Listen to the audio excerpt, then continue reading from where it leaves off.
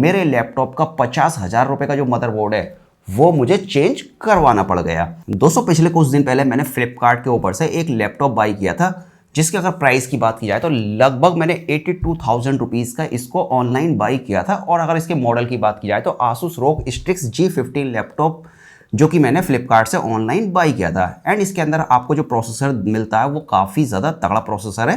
And मैंने editing वगैरह के लिए बाई किया था, जैसा कि आप पीछे की तरफ देख रहे हैं वो मेरा लैपटॉप अभी भी मेरे पास है। एंड जब मैंने इसको फ्लिपकार्ट से बाई किया था और जब ये मुझे डिलीवर्ड हुआ तो मैंने इसके अंदर जो स्कोर वगैरह है यानी कि इसकी जो टेस्टिंग वगैरह है मैंने काफ़ी तसल्ली से इसकी टेस्टिंग की और लगभग जो मुझसे हो सकता था वो सारी की सारी टेस्टिंग मैंने इसके अंदर कर ली। और जब मुझे लगा कि मेरा जो लैपटॉप है एकदम परफेक्ट है, इसके अंदर किसी तरह की कोई कमी नहीं है, तो मैंने इसको रख लिया और लगभग मैंने इसको 10 महीने तक यूज़ किया। लेकिन 10 महीने बाद मुझे इसके अंदर एक ऐसी कमी नज़र आई, अगर उसकी अगर प्राइस से तुलना की जाए तो लगभग 50 रुपये के आसपास की कमी होगी वो।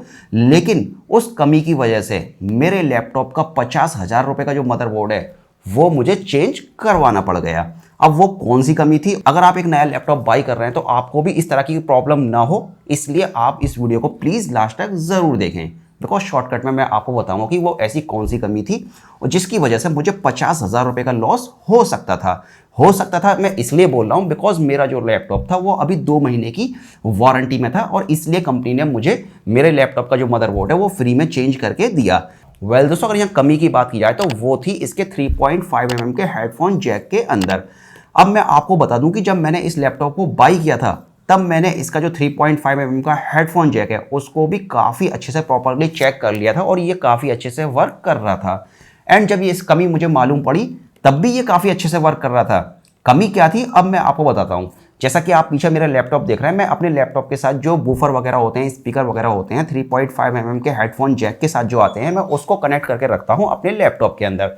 जब मैंने अपने लैपटॉप को बाई किया था, जब मैंने अपना सेटअप कंप्लीट किया था, तो मैंने जो अपने वूफर वगैरह जो अपना साउंड सिस्टम है वो 3.5 mm के हेडफोन जैक के जरिए कनेक्ट कर दिया और पूरे 10 महीने तक ये काफ़ी अच्छे से चलता रहा और मुझे किसी तरह की कोई प्रॉब्लम साउंड में नहीं हुई। लेकिन दोस्तों 10 महीने बाद मेरे सामने एक ऐसी सिचुएशन आई जिसकी वजह से मुझे अपने लैपटॉप के अंदर माइक कनेक्ट करके ऑडियो रिकॉर्ड करने की ज़रूरत पड़ी। इवन या यूँ कहें तो मुझे एक इंटरव्यू वगैरह देना था और जैसे ही मैं इंटरव्यू देने के लिए बैठा तो मेरे लैपटॉप का जो माइक था वो प्रॉपरली वर्क नहीं कर रहा था। मैंने इसके ऊपर काफ़ी सारी रिसर्च की और जब मैंने काफ़ी सारे सॉफ्टवेयर को इंस्टॉल किया, अनइंस्टॉल किया, ड्राइवर वगैरह मैंने सारे अपडेट करके देखे, तो फाइनली मुझे पता चला कि जो मेरे लैपटॉप का जैक है वो सही से वर्क नहीं कर रहा है। अब जैसा कि मैंने आपको बताया जब मैंने लैपटॉप बाई किया था तब ये काफ़ी अच्छे से वर्क कर रहा था और इवन जब मुझे कमी मालूम पड़ी तब भी ये काफ़ी अच्छे से वर्क कर रहा था। अब मैं आपको बताता हूँ कि ये प्रॉब्लम क्या थी। तो गाइस मैं यहाँ आपको बता दूँ कि जो 3.5 mm का हेडफोन जैक होता है यानी कि जो ईयरफोन का जैक होता है उसके अंदर आपको बेसिकली 2 तरह के जैक देखने को मिलेंगे। एक के अंदर आपको 4 कट देखने को मिलेंगे,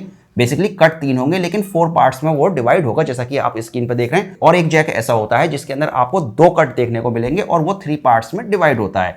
तो मेरे साउंड सिस्टम का जो जैक था वो 2 कट के साथ था और उसके अंदर जो पार्ट्स थे उसके वो 3 थे, जैसा कि आप स्क्रीन पर देख रहे हैं। जब मैंने अपने लैपटॉप के अंदर इस टाइप का यानी कि 3 पार्ट्स वाला जैक कनेक्ट करके लैपटॉप के अंदर यूज़ किया तो वो काफ़ी अच्छे से वर्क कर रहा था और इसी वजह से मुझे मेरे लैपटॉप के अंदर जो 10 महीने तक जो कमी थी ये माइक वाली वो मुझे पता नहीं चली।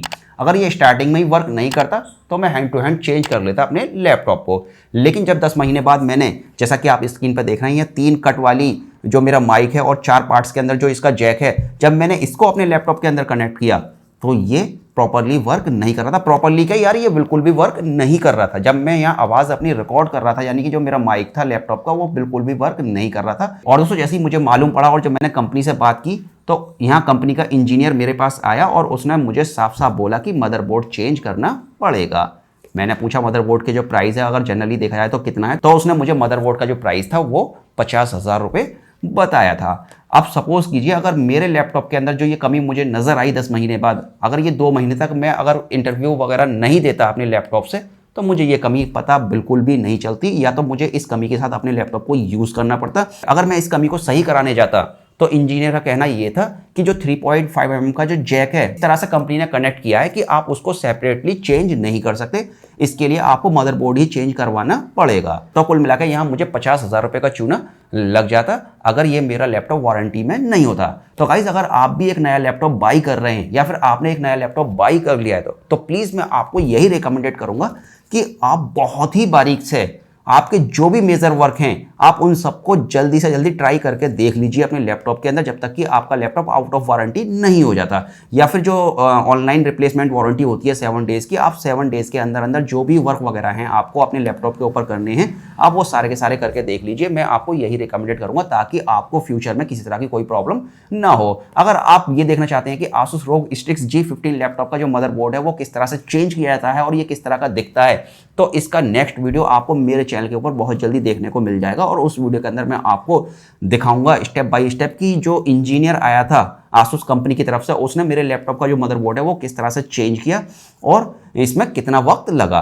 तो खैर दोस्तों फिलहाल इस वीडियो के अंदर सिर्फ इतना ही था और मुझे उम्मीद है कि आपको ये वीडियो पसंद आया होगा। अगर आपको ये वीडियो पसंद आया तो प्लीज़ आप इस वीडियो को लाइक कीजिए, शेयर कीजिए और साथ ही साथ चैनल को सब्सक्राइब करना बिल्कुल ना भूलें। तो चलिए फिलहाल इस वीडियो को फिनिश करते हैं और मिलते हैं ठीक इसी तरह की एक और न्यू वीडियो के साथ।